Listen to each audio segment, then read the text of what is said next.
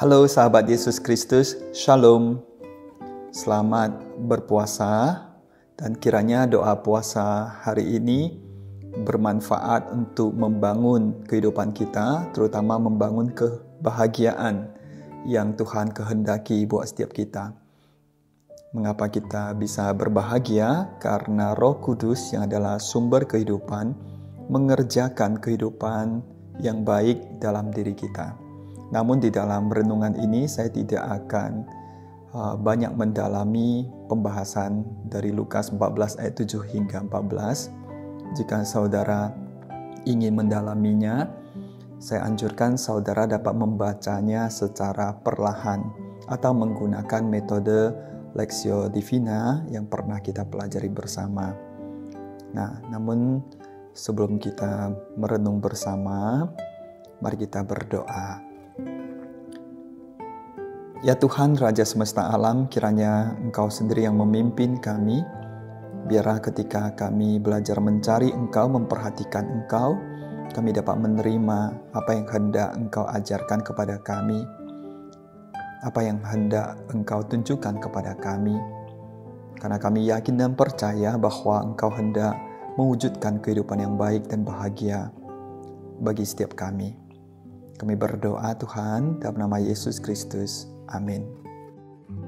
Sahabat Kristus, apa yang paling mudah membuat kita marah? Yaitu ketika kita merasa orang lain memperlakukan kita seolah-olah kita ini tidak penting. Jika kita jujur di hadapan Tuhan, kita akan menemukan banyak hal yang kita kerjakan di dunia adalah demi menjadi penting atau demi dianggap penting.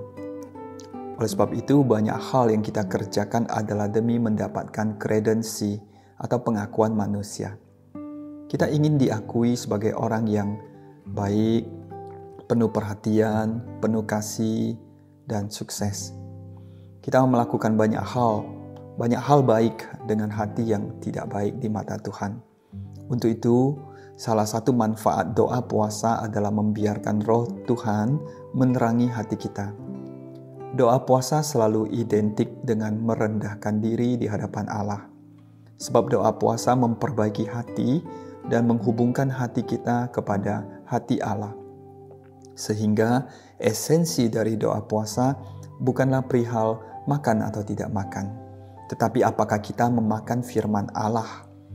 Yesus pernah diundang makan dan di dalam perjamuan, firman Tuhan mencatat di Lukas 14 ayat 7 demikian. Karena Yesus melihat bagaimana para undangan memilih tempat kehormatan. Di dalam perjamuan tersebut, Yesus memperhatikan bagaimana orang-orang ingin diperlakukan secara terhormat. Mungkin ada yang sambil memegang gelas champagne, menebar senyum sambil memperhatikan kursi terdepan, karena ia ingin duduk di sana. Ada yang berdiri sambil menunggu, ada yang menawarkan dia untuk makan cheese tart paling istimewa yang dibuat oleh chef ternama. Ada yang sambil makan brownies, sambil mengharapkan MC mengumumkan namanya dan mempersilahkan dirinya untuk duduk di tempat terhormat karena dia adalah tamu terpenting dalam perjamuan tersebut. Yesus memanfaatkan kesempatan itu untuk mengajar. Dia mengajar tamu undangan dan tuan yang mengadakan perjamuan. Terhadap tamu undangan, Yesus mengajar agar mereka tidak mencari kehormatan. Lukas 14 ayat 11, Yesus berkata, sebab siapa yang meninggikan diri akan direndahkan, dan siapa yang merendahkan diri akan ditinggikan. Terhadap yang mengundang, Yesus mengajar agar ia tidak hanya mengundang orang-orang yang dapat membalas kebaikannya, tetapi undanglah orang-orang yang tidak dapat membalas kebaikannya. Yesus mengatakan di ayat 14, engkau akan berbahagia karena mereka tidak mempunyai apa-apa untuk membalasnya kepadamu. Pengajaran Yesus di sini langsung memperlihatkan hati manusia. Mengapa kita ingin mendapatkan prestasi baik di sekolah maupun di tempat kerja? Bukankah demi membuktikan kemampuan diri dan memperoleh kehormatan? Mengapa kita marah ketika tersinggung? Bukankah karena kehormatan diri? Mengapa kita ingin mendapatkan perlakuan khusus Bukankah demi kehormatan diri? Mengapa kita memberikan sesuatu pada orang lain? Bukankah demi menerima balasan? Mengapa kita berkata-kata manis? Bukankah demi menerima balasan kata-kata manis dan indah? Tidak jarang, pertengkaran manusia terjadi karena masalah kehormatan. Manusia menjadi marah dengan panas yang membara karena masalah kehormatan.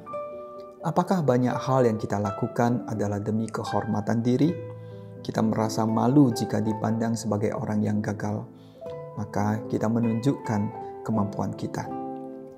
Bukan kerja keras kita yang dipersoalkan Tuhan, tetapi keinginan kita untuk dihormati. Tidak jarang, perlakuan manusia terhadap orang lain terjadi karena keinginan untuk mendapatkan balasan. Ingin mendapatkan balasan seperti diperhatikan kembali, dijaga kembali, dan dikasihi kembali. Jika tidak, kita menjadi marah. Nah, kiranya melalui doa puasa, kita menyingkirkan keinginan untuk mendapatkan kehormatan dan balasan. Kita tidak perlu mengejar kehormatan manusia karena kita akan dimuliakan Allah. Kita tidak mencari balasan dari manusia atas perbuatan baik dan kemurahan hati kita karena Allah sendiri akan menghargai kita. Yesus mengatakan di ayat 14, "Engkau akan mendapat balasannya pada hari kebangkitan orang-orang benar." Artinya, kita akan menerima balasannya pada hari kedatangan Yesus Kristus yang kedua kali. Seringkali, doa kita berfokus pada menyelesaikan persoalan. Ketika kita kehilangan pekerjaan, kita berdoa memohon pekerjaan baru. Ketika kita sakit, kita berdoa memohon Tuhan menyembuhkan kita. Ketika suami kita tidak bicara lagi dengan kita, kita berdoa memohon agar suami kita kembali kepada kita. Jika doa kita hanya berfokus pada penyelesaian masalah, kita tidak bertumbuh. Jika kita memperkuat hubungan kita dengan Tuhan, Dia akan menunjukkan kepada kita ternyata bukan masalah pekerjaan, tetapi masalah kita tidak bekerja dengan benar. Ternyata bukan masalah penyakit kita, tetapi kita tidak menjaga kesehatan kita. Ternyata bukan masalah suami kita tidak mau bicara kepada kita, tetapi emosi kita yang tidak terkendali. Yang Tuhan lebih suka kerjakan bukan menyelesaikan persoalan kita, tetapi meningkatkan kualitas diri kita. Dalam pengajarannya, Yesus menunjukkan bukan soal mendapatkan kehormatan dari manusia, tetapi tentang kekuatan kerendahan hati. Bukan soal mendapatkan balasan dari orang lain, tetapi balasan dari Allah yang kekal. Kebenaran Allah membuat kita melihat apa yang tidak kita sadari. Kebenaran firman Allah membuat kita melihat kekeliruan kita sendiri.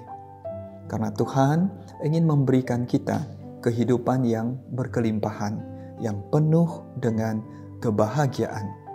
Dengan merendahkan diri di hadapan Allah, kita dapat menerima pengajaran-pengajaran yang sangat berharga untuk membangun hidup kita. Kiranya setiap kita memperhatikan apa yang Allah katakan kepada kita dalam doa puasa kita. Kiranya Tuhan menolong kita. Amin.